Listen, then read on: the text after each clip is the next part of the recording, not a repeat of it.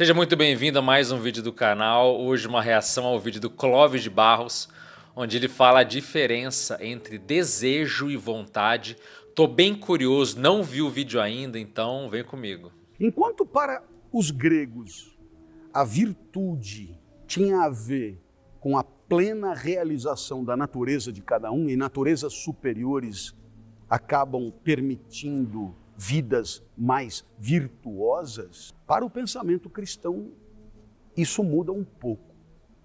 Em que medida? Acompanha comigo. Vamos lá. Você concordará que de fato a natureza não distribui de maneira muito igual os seus recursos. Veja, por exemplo, a beleza. Veja a beleza. Se você me colocar do lado do Janequine, né, e abrir a internet para votação, quem votará em mim? Perceba, mas nem a minha avó, né? Então, quer dizer, perceba a unanimidade da questão. A natureza distribui desigualmente os recursos. A beleza é um exemplo, a inteligência é outro exemplo, e assim por diante. Ótimo. Mas Jesus propõe. Isso nada tem a ver com o valor da pessoa. Porque uma pessoa virtuosa não é uma pessoa que realiza plenamente a sua natureza. Uma pessoa virtuosa é uma pessoa que pega os recursos que tem e vive em direção do que é bom, em direção de fazer o bem. Vive regido pelo amor, que Jesus denominava ágape. Então, o que mudou? Mudou o seguinte: se para o grego o cara que nasceu apequenado de natureza, ele não ia se recuperar nunca, e ele tinha que ficar mesmo que lá embaixo, porque ali não tem o que fazer, para Jesus, não. Não importa qual seja o teu recurso natural, o valor será dado a partir do livre-arbítrio. Detalhe, ele está falando de coisa natural, mas isso é uma visão muito materialista. As experiências fora do corpo, as experiências de quase morte mostram que nós somos frutos da gente mesmo. A gente herda os traços e as qualidades e os defeitos de quem nós fomos.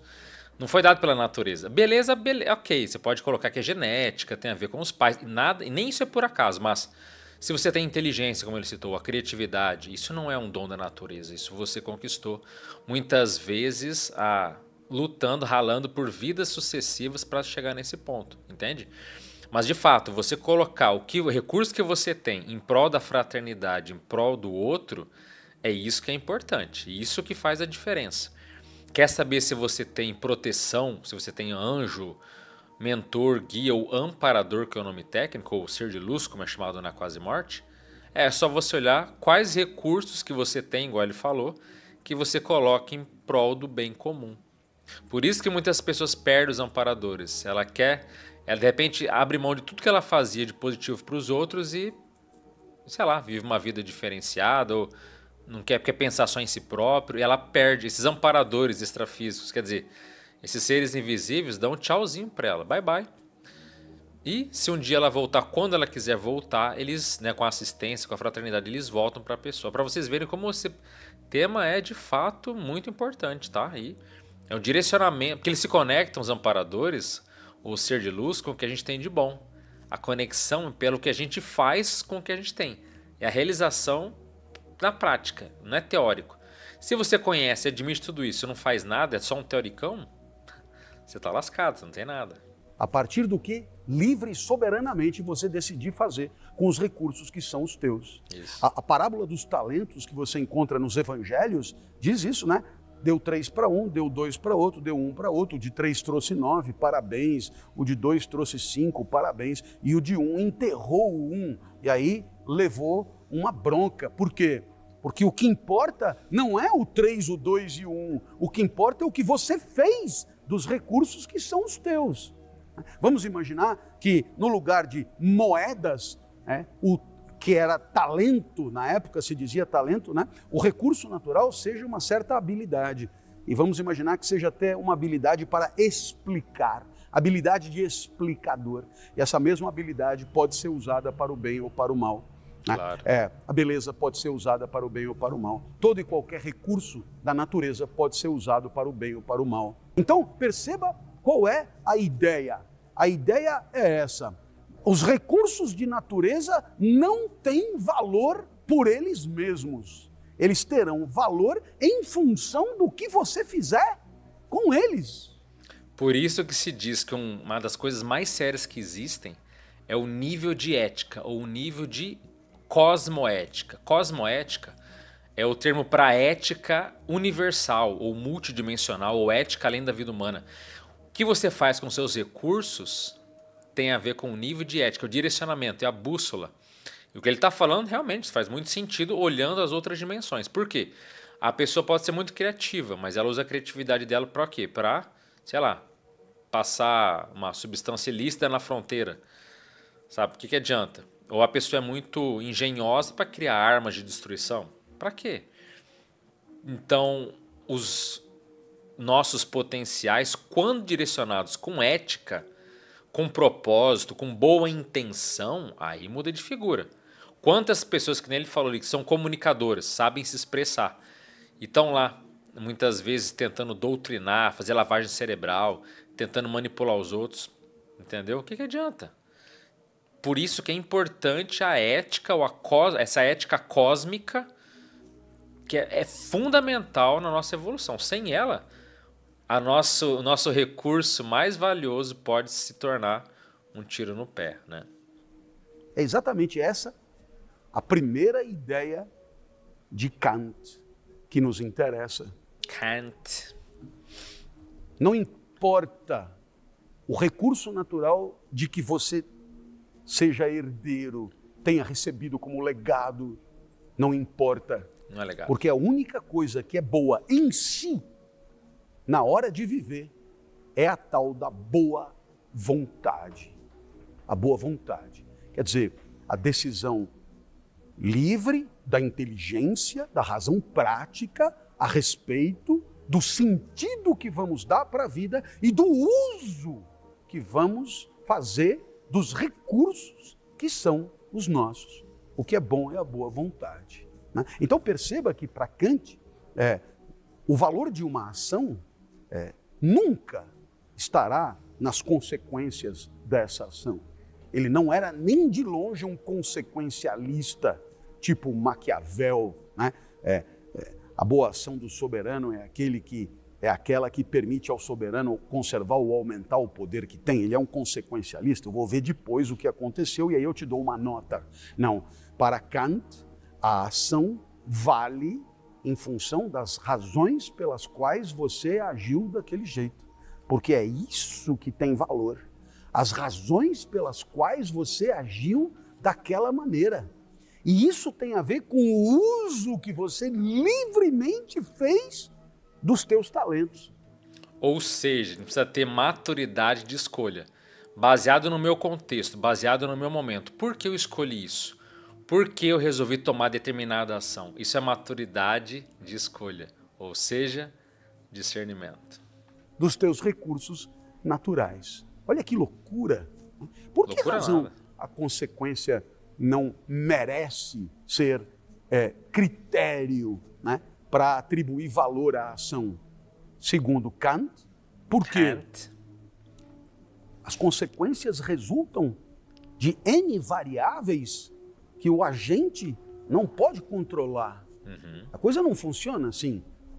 A agiu e B aconteceu. Não. A agiu, mas também tinha isso, então B aconteceu. Né? Então, vamos imaginar um pênalti. Né? Jogo de futebol, o cara bate o pênalti, ele bate o pênalti desejando fazer o gol, querendo fazer o gol tecnicamente bem, etc. Mas o goleiro tem uma performance absolutamente surreal, estupenda e defende a bola. Aí alguém dirá, pênalti bem batido é pênalti que a bola entra. Esse é um consequencialista. Não é verdade. O pênalti pode ter sido bem batido e a bola não entrar. Sim. Não é? Segundo Kant. Claro, eu aqui não dou palpite, né? Quem sou eu para dar palpite? O que importa são as razões pelas quais você fez o que fez, decidiu o que decidiu. Então, nesse sentido, importa entender dois conceitos assim fundamentais aqui para você continuar viagem na sua especulação. A diferença entre desejo e vontade. No senso comum, são expressões usadas indistintamente. Mas para Kant, são expressões muito diferentes, com um significado muito diferente. O que é desejo? Desejo é uma constatação que o corpo faz de uma carência que é a sua. É um entendimento de desejo.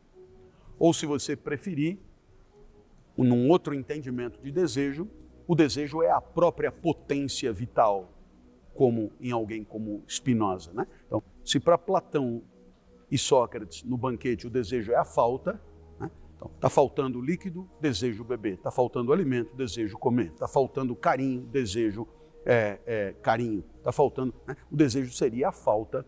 Para Spinoza, o desejo seria a própria potência vital num determinado momento da vida. Nos dois casos, né, o desejo ele é um flagrante de condições pessoais que se impõem a você, né? Que se impõem a você. Está faltando líquido no corpo, está faltando líquido no corpo. Essa falta não tem a ver com uma decisão tua, né? Essa falta de líquido no corpo, ela determinará desejo de tomar água, que o pessoal chama de sede. Já a vontade, não. Porque a vontade é o resultado do uso da inteligência prática. A vontade é o resultado de uma reflexão sobre o que eu devo ou não devo fazer. Só um detalhe aqui. Existe um lado que também tem a ver com outras dimensões, que os desejos, eles extrapolam, eles estão além do corpo. Claro, o exemplo que ele deu é algo físico.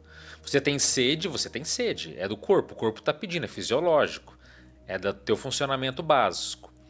No entanto, muitas pessoas se surpreendem quando elas têm ou uma quase morte ou uma experiência fora do corpo e elas se percebem tendo muito desejo. Desejos humanos, desejo de relações íntimas, desejos de alimento, desejo de algum vício que ela tenha, de alguma jogatina, alguma substância, enfim. Os desejos perpetuam até mesmo na vida após a morte. Por isso que aquele corpo sutil, que alguns chamam de espírito, perispírito, enfim, tem vários nomes. Entre nomes é uma infinidade que se existem, né? Corpo espectral, enfim, corpo fantasmagórico. Esse corpo sutil, que tem um termo técnico de psicossoma, ele é chamado de corpo dos desejos, e não é à toa. Porque quando a parte emocional toma conta, ele se predispõe, ele toma conta mesmo, tá? Inclusive, ele destrambelhado, ele descontrolado, ele se sobrepõe à força de vontade que ele está falando, que é da parte mental, que é um outro corpo diferenciado. E o corpo mental, esse sim, a vontade é uma potência, não o desejo. O desejo ainda é um processo de carência, mas a vontade, essa é a maior força, é o maior poder que a consciência tem. Já entreguei. Qual é o maior poder que a consciência tem? A vontade. Essa é a verdadeira potência de uma consciência. Então é perfeitamente possível que você tenha o desejo, caramba, né? O corpo está pedindo, é perfeitamente possível que você tenha um desejo, mas você tenha uma vontade, né? Definida por uma razão prática de inteligência que impede a satisfação desse desejo, desautoriza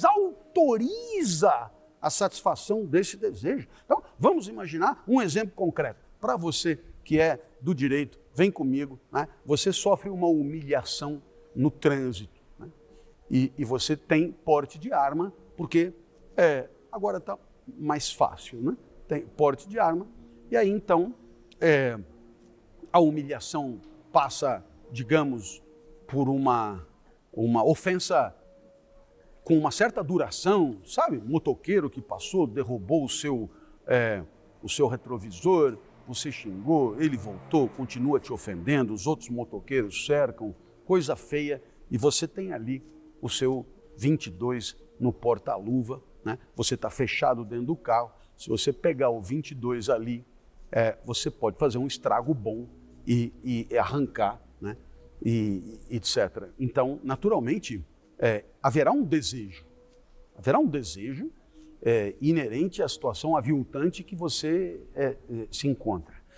Mas haverá a vontade, que é uma ponderação racional sempre recomendável a respeito do que eu devo fazer num determinado momento.